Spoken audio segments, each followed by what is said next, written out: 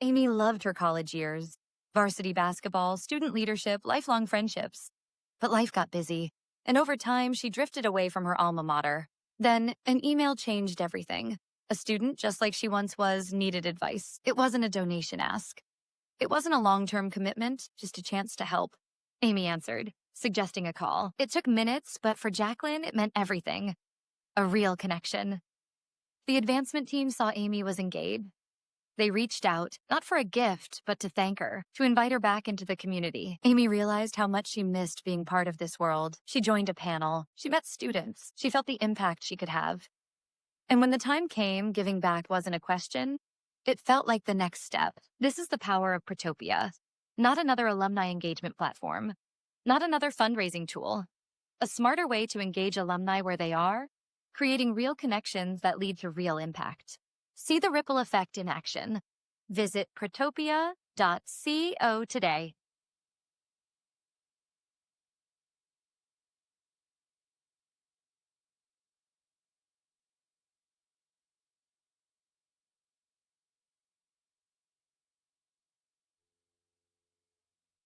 Hello, everybody, and welcome to Alumless. Thank you for listening to the show. Today is September 12th, 2025, and this is the Maximizing an Investment in Alumni Engagement Edition. I'm Ryan Catherwood, and I am joined by CMAC founder and CEO, Chris Marshall. Chris, what's up, man? Good morning. How are you, sir? Good to see you again.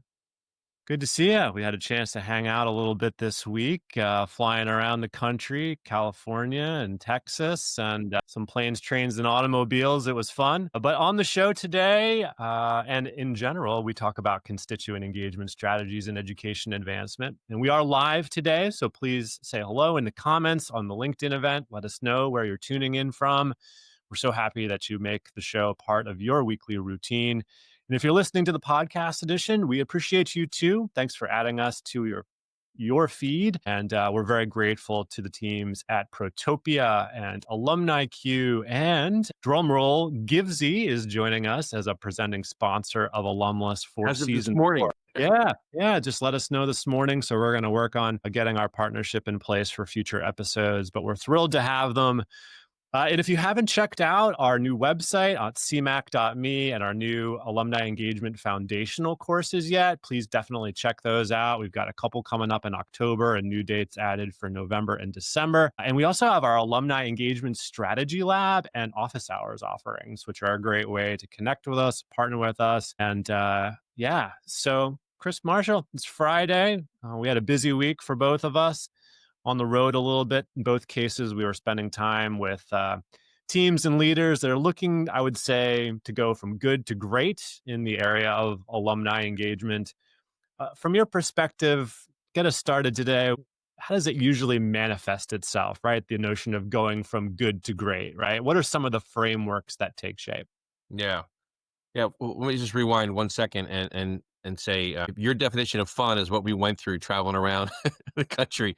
And I'm not hanging out with you anymore, but it was productive and enjoyable. But we had planes, trains, automobiles in this day and age is never fun. But back to your question though, here's a couple of things I thought of when I was prepping with this question. The first thing I'll say is this: is that when a vice president for advancement wants to have a review, she or he reaches out to us and says, he help us think about making our program better, good to great, whatever that might look like, a review, a plan, etc. It is the best scenarios when their alumni leader is in on it with them. They are an interested party in this, not something. So I always call it, you've heard me say this, Ryan, but if that person who's leading the alumni shop under that VP is a volunteer in the process versus a prisoner in the process, the results are going to be better. So that's one of the key things right away, is that the alumni leader has to be willing to let an outside group come in whatever capacity, look under the hood and say, here's where we can get better.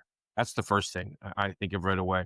The other things I see emerge here when we start to get into this process is almost inevitably organizational design will evolve. Now, not always radically, not always shift, but what we're starting to see, and Ryan, some of the stuff you've been writing about recently, we're starting to see some places willing to sort of break it down to the studs, as they say, and build it back up again in a new way to form an approach that different from what we're doing in this sort of traditional model where a lot of programs are built a lot of alumni organizations are built on programs. Who's going to do class based, who's going to do regional, who's going to do affinity, etc.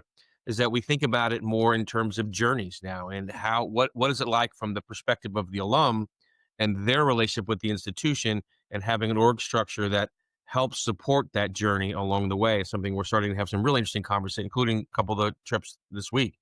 Really interesting conversations about. And then the other couple of quick ones I'll just mention here. I know we got to get moving. A lot of it comes down to strategic plan and focus. What are we not going to do is an outcome of a strategic planning process that's really important, because too many of our staffs that we see are doing too many things and they're stretched too thin. So getting that focus on the most important things comes out of it as well. And then the last one I'll say is around measurement. We see that come out really, really importantly, is to say, what are the outcomes we're looking for? We know what we're doing, putting into it, but what's coming out of it? So the case metrics is the starting point. I always say it's not the end game. It's the beginning of looking at how to measure the breadth of your engagement, but what do you do from there? How do you take that data and help it inform decisions you're making as an institution to make those decisions about where we're going to allocate those resources, how we're going to structure the staff, what programs are we going to do, and what are we not going to do is equally important. So longer Yeah. answer than I was anticipating, Ryan, but that's all the Yeah. fun. Well, our listeners are here to hear you, offer your No, expertise. it's Sam today, not Um, me, man. It's yeah. Sam.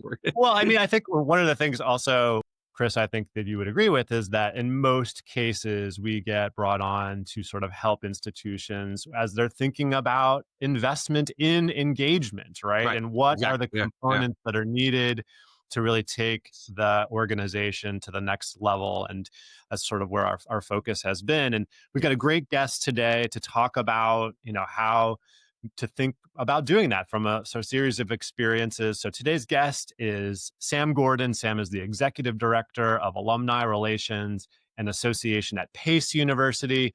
Let's bring her on out. Sam, welcome to the show. Hey, thank you so much for having me. It's great to have you. I appreciate you spending some time with us today. Sam, so one of the questions that I wanted to ask you first was one that I just asked Chris, which is this idea of starting fresh and after that investment really takes place. And you had a scenario like that where it was clearly identified by university leadership that they wanted to make an investment in alumni engagement. Set the scene for listeners. We'll talk a little bit about what happened at Pace University, go a few years back, and how did this investment in alumni engagement come about? Yeah. So I will take you back to 2018, which is before I even got here, because I got here in 19. Our VP was new. He came on board to really build up the development shop. And when he walked into it within the alumni side, we were, a team of one. And there wasn't a lot that we could do outside of, we were running our traditional programs, like we were running homecoming, reunion, holiday party. There had been starts and stop with regional things. We had volunteer opportunities that were kind of scattered and not necessarily managed by our office. And so, and that was really just due to, we just didn't have the personnel to do it. And he really leaned into the idea of that there are, really two entryways to engagement, and that we really do need to build that pipeline to encourage alumni to invest in the university and to be a stronger partner in the university. And so he did a lot of listening to alums when he first got here. He is an alum himself, so he had his own experiences too of kind of not really, when he left Pace in 1980, not really looking back until he got the job as the VP. So a lot of what he had heard from fellow alums were, I haven't heard from you in years. And every time Pace contacts me, it's because they want money. So I've kind of, disengaged from them in some way. And, that's not a great thing to hear, especially as you're coming into this role and you're trying to build a development shop. And so he, spoke with UPSO colleagues across with our peer institutions and made the case to the president and the board of trustees that in order to be successful, alumni relations needed that investment. And so that was wonderful. He hired an executive director and built our team, and we became a team of 5. So in 2019, we were in place, ready to go. And, from there started working towards building what we have now and what that next strategy would look like. But a lot of it was really fresh eyes, having someone come in who knew and who made that case for investment for us and believing in us throughout this whole journey too. Yeah, it's so incredibly important and obviously a really impactful to have the VP, the leader of the Unibia PACE graduate as well, who came with a perspective of where there's opportunities, where there's gaps in the school's engagement approach. So then fast forward a little bit, you arrive, right? What were some of the first things that you did and what did you discover about working through this building process through those first steps that you took? So the first thing that we did was kind of sketch out where we wanted to go. Look at, the end, our end goal in, that first 5 years. Where do we want to go? And how are we going to get there? But also answering the question of who our alumni were, and what did they want from their alumni experience? What we discovered early on is that, a lot of what we did, it was kind of, they were great, but it was as an autopilot. It was, we did it because other universities did it. We had homecoming because other places had homecoming, and it was what was supposed to be done rather than thinking about meaningful engagement, and that we did need to add in some strategy there. So we had, we took a tough look at what was happening, what worked, what didn't work, but also having conversations with folks who, we came into a place where people have been doing things a certain way for a very long time. And so having those conversations about the potential for change and really getting that buy-in of how much we needed to change, that was kind of from the outset, not only with folks internally, but also with our volunteers that weren't engaged, because we did have a small engaged population. We were committed to being transparent and discussing why building a program was going to be impactful for the larger alumni population and why that was important for growth for the school. In our prep for this, Sam, one of the things you mentioned was that you had conducted a survey early on. Was that during your tenure? I believe it was, right? It was while you were there. It was. Right? It was. So, yep. Well, here's the main question out of that. What did you find out, and what surprised you most about collecting that data?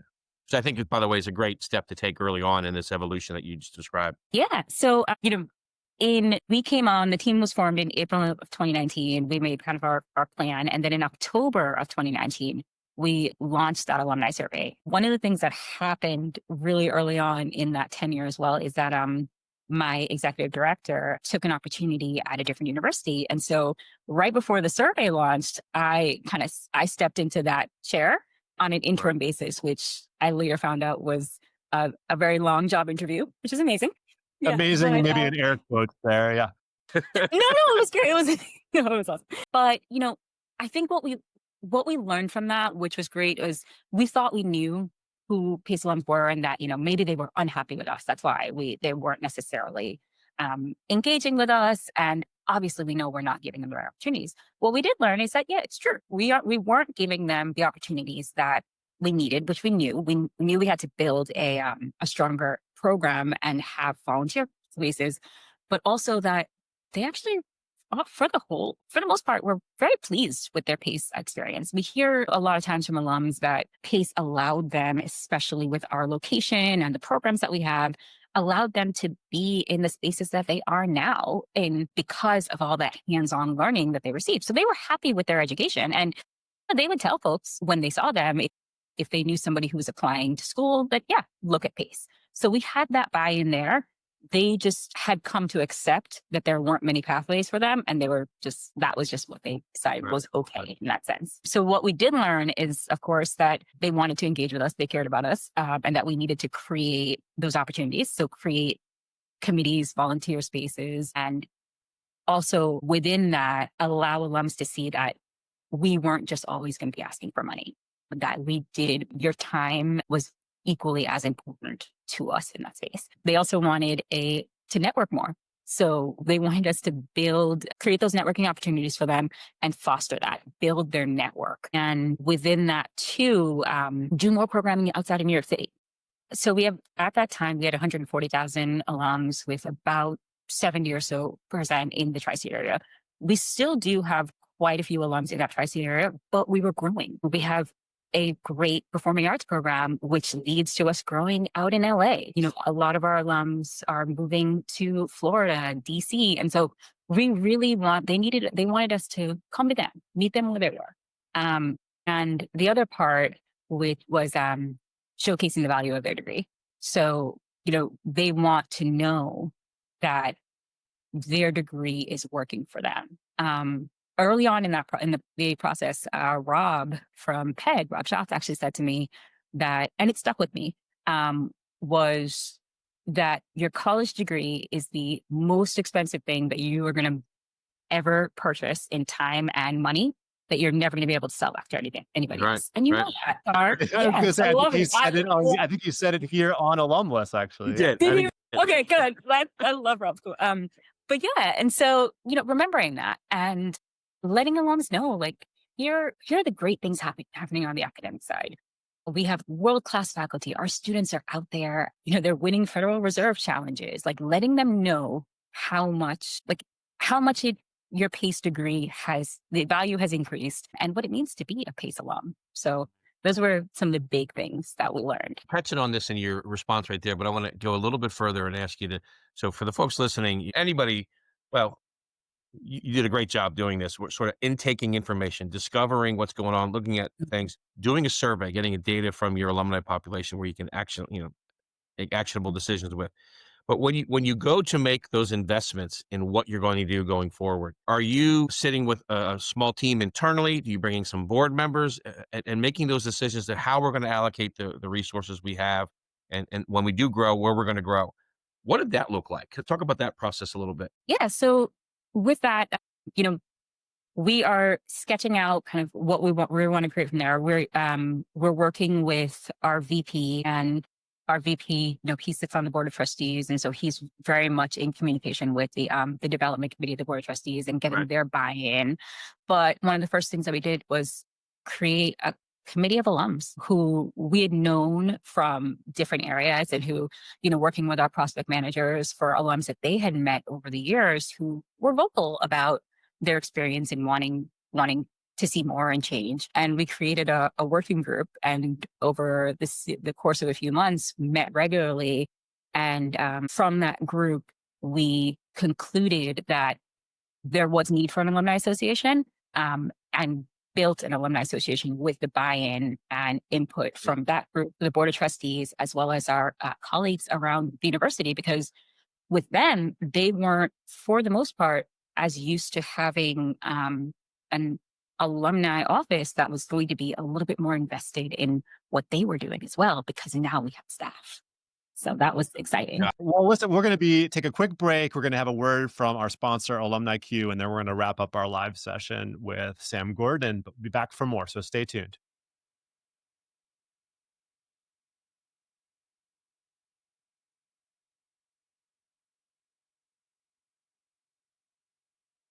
This episode is brought to you by Alumni Q. For over 20 years, Alumni Q has been partnering with higher education institutions to build real, lasting connections that drive engagement, whether through events, volunteer management, or personalized fundraising strategies. Their software is designed to meet busy, accomplished alumni where they are, making it easier to connect, communicate, and involve them in meaningful ways. From personalized event experiences to targeted communications, Alumni Q ensures your constituents feel seen and valued, with 96% of clients staying with them long term. Alumni Q's active support and responsive development make sure you always have the tools you need when you need them. If you're looking for a trusted partner that truly understands higher education and is committed to helping your institution succeed, consider Alumni Q, powering the connections that last. Visit alumniq.com to learn more. All right, Sam, I wanted to sort of pick up the conversation around staffing, because I think in the beginning part of the show that you mentioned that it was really just a team of one at Pace University that became a team of 5. Talk a little bit about the journey as you've assessed staffing needs, and how are you making decisions about staffing? Where are you staffing up? Just talk a little bit about your insights that you've learned along the way for how to grow your team. I came into this with our staff looking one way, and that was before we did the survey. We had the alumni association. And as the needs, as we shifted our model because of the needs of our alumni, our work had to shift as well. And so, again, luckily we had a VP he was fully invested because there was that end goal of the betterment of in the service to university. So, we made some decisions around as we are shifting our volunteer programs and we're creating new opportunities. I need people to focus on specific areas. So ended up shuffling quite a few portfolios around and creating, closer to what our peers have, having, one person to focus on. We created a Graduates of the Last Decade program in tandem with the Alumni Association.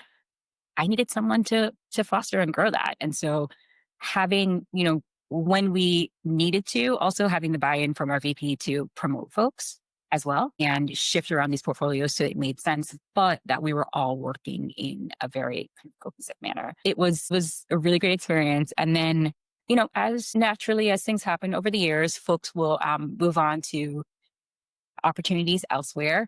That gave me the opportunity to also to bring a position in a different way. Pretty much all the titles that we have now and all the portfolios look different from the beginning of the Alumni Association to what it is now. And that's been a really great experience. And even just something as simple as including students. We have student workers now. So we are getting closer to the folks, our students right here at the university, and having them early on learn what alumni relations is and how we can be helpful to them so that when they graduate, they know where to come.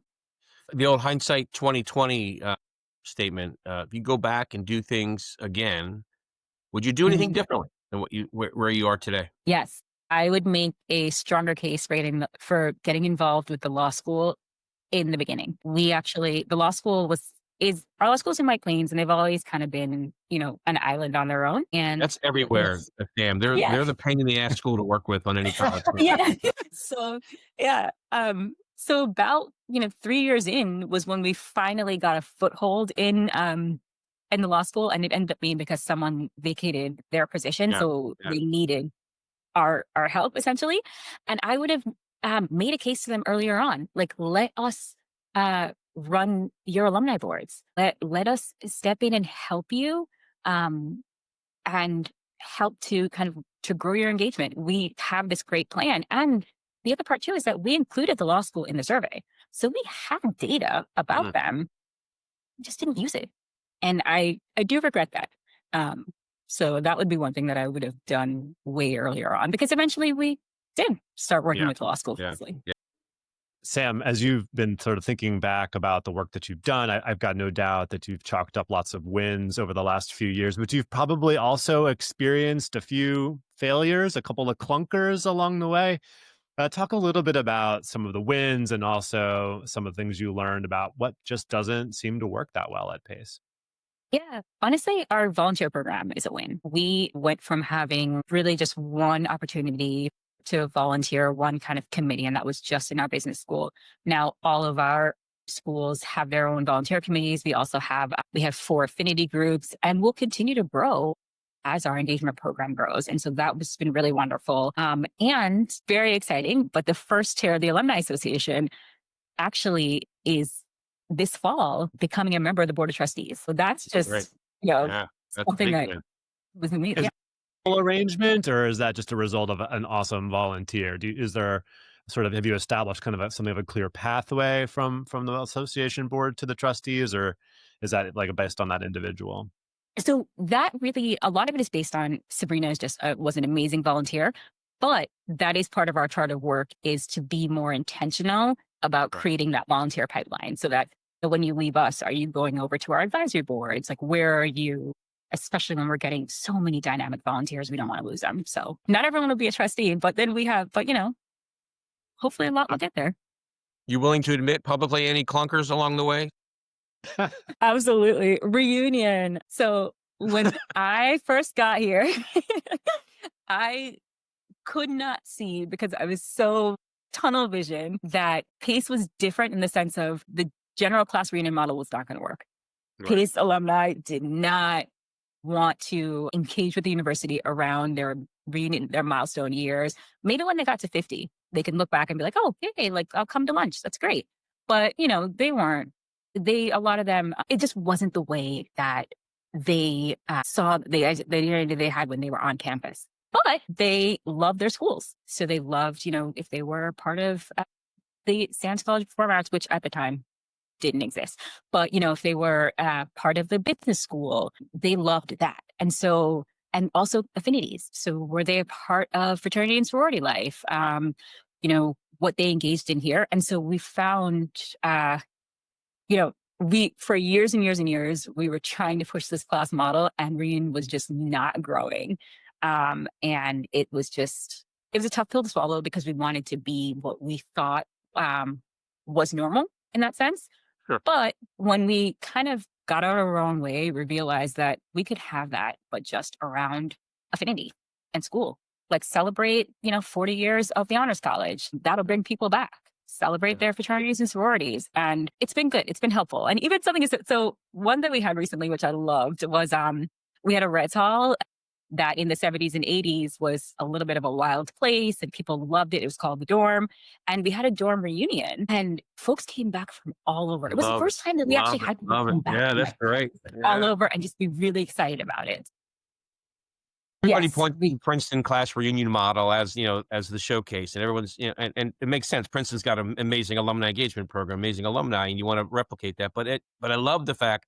I mean, you had to go through the process and see it to learn it, but you learned that it doesn't work at your institution. What does? And I see in our chat, our folks are talking about what else we're seeing. We're seeing that pretty consistently. People realizing that the class model. Now, there's still places. Let me make this clear. Absolutely, yeah, still places where it works and it makes sense, and you should do it. But more and more people are getting to the place where you got to, where it's based on things that are just, school for sure. I love the dorm example. That's a great one. What it's a residence hall, or did I miss that? no, it's a residence hall, but it was called now it's called Maria's Tower, but at the time it was called the Dorm. The dorm. Got it. Yeah. So there's just a strong connection to that experience they all had. Shared it. Well, and that's right. I mean, that's like Go Chris. ahead. I just the notion, and that's precisely it. Is that it's class based engagement is not always a shared experience, Correct. right? You got Or it. a profound one. It depends on the school, and even at schools where there is a significant effort to sort of foster the development of class-based school spirit. It doesn't always prevail, right, as a unifying component and an area to build engagement. But let's, Chris, have Sam. We'll keep the conversation going. Yeah. I want to skip our last question for Sam, put it in the next section, but I do want to ask you one last question, Ryan, is give us a preview of what's coming up. We have some really cool episodes. We're booked out. Our guest list is booked through most of the fall semester, but we tease them one at a time in advance. But Ryan, tell us who's coming up next. Yeah, the only thing we've got to figure out, Chris, is our holiday spectacular, right? Right. We have sort some of time working for on that. working on what that looks like. But we're been booking guests on the show through January now, and um, recording an Alumless Takes episode. Chris, we started producing some Yeah. more bite-sized versions of the show, calling it Alumless Takes. We did one with Max Leiston of Protopia last week, and recording one with Jillian Cole, who's the chief of staff for advancement at Colgate University. Great to hear from Jillian. And then we'll publish that next Friday. And then the following Friday, we have Elizabeth Bass, who is the AVP for Alumni Relations at Virginia Commonwealth University here in Richmond, Virginia, where I live. We're going to talk about the re-centralization of engagement on that episode, and that should be a good one. Elizabeth's actually a neighbor of mine here in Richmond, where I live. So that's going to be a great show. And thank you for everybody for listening to this edition of Alumless, the live broadcast. We're going to take a quick break for those of you who are listening to us by podcast. And we're going to be back with Sam Gordon from Pace University just after a few moments.